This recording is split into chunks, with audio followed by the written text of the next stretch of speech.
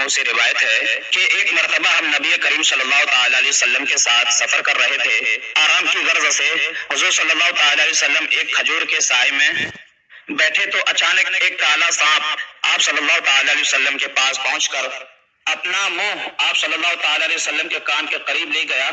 کچھ دیر بعد حضور صلی اللہ تعالی علیہ وسلم نے اس سانپ کے کان کے قریب اپنا منہ مبارک لے جا کر کچھ فرمایا۔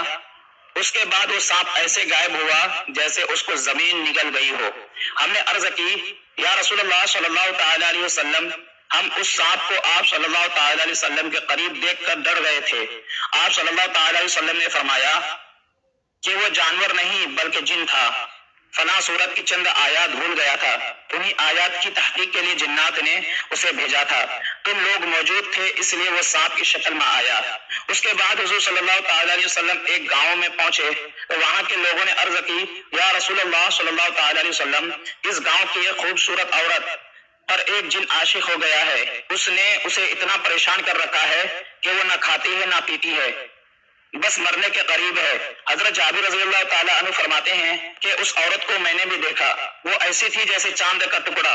حضور صلی اللہ تعالیٰ علیہ وسلم نے اسے پکار کر فرمایا اے جن، کیا تجھے معلوم ہے کہ میں اللہ کا رسول محمد صلی اللہ تعالیٰ علیہ وسلم ہوں؟ تو اس عورت کو چھوڑ کر یہاں سے چلا جا۔